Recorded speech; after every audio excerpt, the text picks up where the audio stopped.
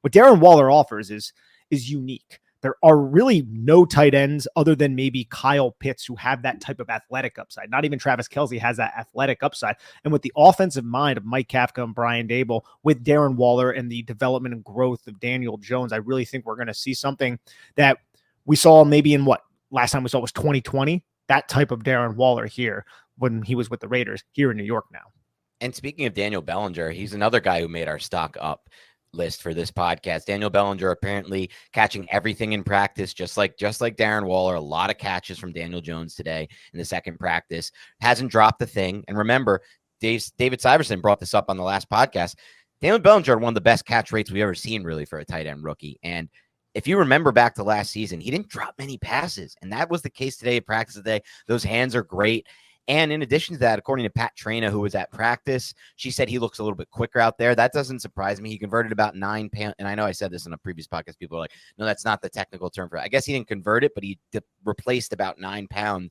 He's the same weight, except he's added muscle is the best way to describe this. He's toned his body down. He looks, he's worked his ass off in the offseason. Like any other athlete would, but he takes it to another level, and he's quicker out there right now, and he's getting open easier for Daniel Jones, and he's presenting himself. And I think what's really interesting about this Bellinger situation is a lot of people assumed when they traded for Waller, it's going to take Bellinger's role will take a step back, but I'm not so sure, because if you run 12 personnel with Bellinger and Waller, it's essentially running 11 personnel out there. Darren Waller moves like a wide receiver. He's used like a wide receiver. They're motioning him to the backfield, for God's sake. They're going to use him outside on the boundary, and the slot is the big slot. Like, it's essentially 11 personnel with Waller and Bellinger on the field. And I think we're going to end up seeing a lot of Bellinger. Will his snap share be exactly as high as it was last year on a per game basis? Because he was like insanely high snap share last year. Maybe not, but I don't know if it's going to be too far off, Nick, because I feel like they have just as much of an 11 personnel look with both of them on the field. I also think, one more point on that. Actually, go ahead, and then I'll get into that.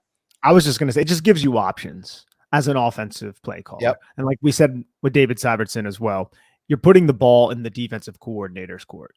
What personnel are you going to roll out there? And this is going to be a week-to-week phenomenon here, how the Giants handle their offensive personnel packages, because you have players, like I said on previous podcasts, Paris Campbell, who can play a running back type of role. You have players like Darren Waller. Your 13 personnel package may be more athletic than some other teams' 12 personnel packages with guys like Lawrence Cager, and even Daniel Bellinger, as Patty Traina said, looks a little bit faster, and he was never one to be slow in the first place. The options that Mike Kafka now has from a deployment of different personnel and how that's going to affect the rushing attack, the play action passing attack, the spread approach of the Giants offense that they employed last year, I think it's going to be something that from week one, we're going to be so excited to watch and cover. And there's going to be different iterations throughout the year. Just like last season, there were different offenses, different iterations of that offense. Now you have so many more options than you did last season. Yeah, you're right. And I was going to make an overall like 30,000 foot viewpoint that we can discuss in a moment. But before I get to that, I did want to say, thinking back, and someone brought this up to me on Twitter, shout out. Let me try to find who this was. I'll find it at some point. Napoleon blown apart, a funny name.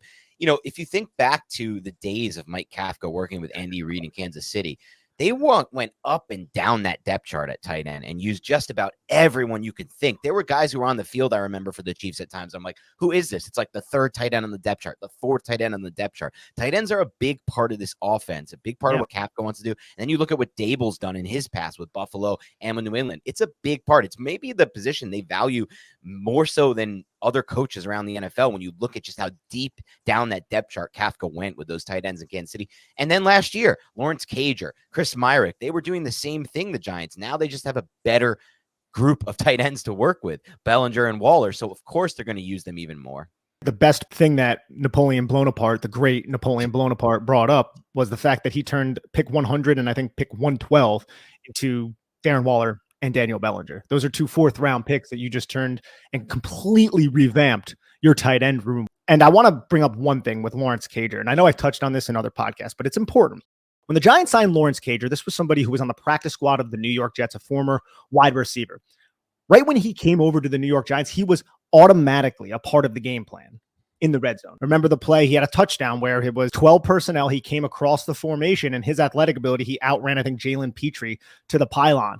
And then we also saw a play where it was like a I think it was a play action wheel or a screen, a fake screen to Saquon Barkley. And then Lawrence Cager acted like he was going to block. And then he wheeled to the back pylon, ended up going incomplete. But you saw how Mike Kafka and Brian Dable were like, we have an athletic tight end right now. Let's try to utilize it in the red zone. Lawrence Cager's a solid football player. Darren Waller is a completely different football player. You're going to see that. And again, on freaking huge amounts of steroids, like 1980s powerlifting type of steroids this season. And I'm so excited for it. Yeah, that's a great point you brought up. Just thinking about the red zone offense design and how big of a factor the tight ends were, and how they allow that position allows Kafka and Dable to get really creative with their design. And I think that's a huge factor and a huge point. And not just the red zone offense. I think we'll see it in between the 20s as well this year. And to your overall point, like taking a step back, you want to look for ways to give this regime props. A lot of people are like, well, I'm not so sure yet. Yeah, they handled the Barkley situation well, et cetera, et cetera. We'll see what happens with the draft. But I mean, like you mentioned, Joe Schoen's turned it an absolute weakness. Tight end position was an absolute weakness before he got here for the Giants into an absolute strength. And all he had to do was use pick 100, which he traded Kadarius Toney to get for Darren Waller, and pick 100 for Darren Waller, and then pick 112 to get Daniel Bellinger, a tight end. Yeah, it's hard to hit on pick 112, but I mean, he did it. We already know at this point Bellinger is a hit. At worst, he's going to be a great blocker for the Giants and someone you can rely on as just a guy who never drops a pass. At best, he's going to be someone who can get open more often, who can be a bigger factor in the red zone, and who can, at some point in my mind at least, add a vertical element. I think I saw it on film last year when Bellinger was running the seam. The ball never came his way for some reason in those regards. Hopefully this year it does come his way. I think it's going to come Waller's way. We've seen it in practice already, right? Like Waller's running a lot of seam over the middle. He's running a lot of vertical stuff, and he's getting the football. But the point is, Joe Schoen turned this position. I mean, we were in such a desperate position that they signed Kyle Rudolph.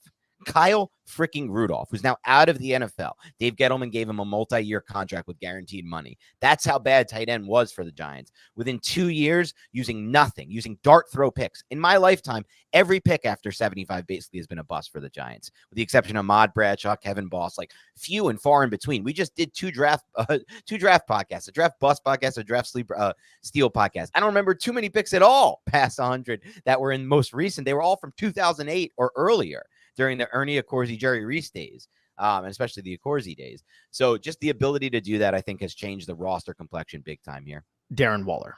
The guy is an absolute giant. There was a clip on Twitter, I think put out by the Giants Take podcast, I believe it is. I want to shout those guys out. They're like young kids in their 20s or maybe even in their teens, grinding out there. Darren Waller was lined up against Zion Gilbert, who's listed at 6'1". I think he's a little bit shorter than that. But still, Darren Waller looks like 1-1 from Game of Thrones against Zion Gilbert. He is gigantic. This guy, like, I don't think we can underestimate how large of a human being he is with that type of athletic ability and how that will be leveraged. Yeah, and hopefully he will. I mean, look, he even mentioned that he's done some different things within his offseason training to get himself to stay healthier for the season. As he said it best, like sometimes you can overtrain in the offseason and overtrain your muscles, and that's something he took into account this year. I'm hoping that's the magic pill that allows him to stay healthy for the season. We'll find out. I think in general, being on this team will help him as well, because he's not as relied on, in my opinion, as he was in Oakland or in Vegas. And he might be even used a little bit less from a snap share standpoint because they have Daniel Bellinger on the roster. You know, because you could easily give Darren Waller a breather, put in Daniel Bellinger and three of the Giants receivers, the deep receiver core, and be fine. Like, you're fine. Yeah. You can do different things too. You can get speed on the field, depending if you want to get Hyatt and Slayton on at the same time. So you can actually afford to give Darren Waller a bit of a break at times. That was never the case for him in Vegas.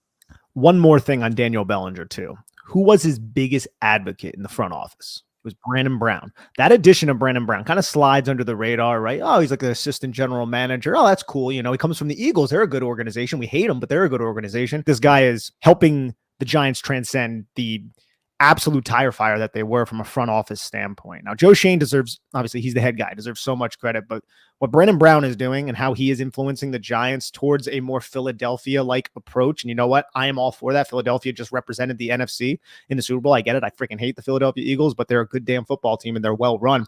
The way he's influencing this team and helping Joe Schoen build this roster out is assisting the Giants and getting guys like Daniel Bellinger on day 3. And as you brought up, we went over the Bust podcast. We went over the Steal podcast more, which is more relevant. There weren't a lot of steals on day 3 in recent memory. There really weren't. So if Brandon Brown can consistently do that, and we start getting some positive contributions from players like Dane Belton and other players that were selected on day 3, Darian Beavers possibly, then you're really going to start seeing the Giants be an actual Super Bowl contender if Daniel Jones continues to develop. And that's really the crux of everything.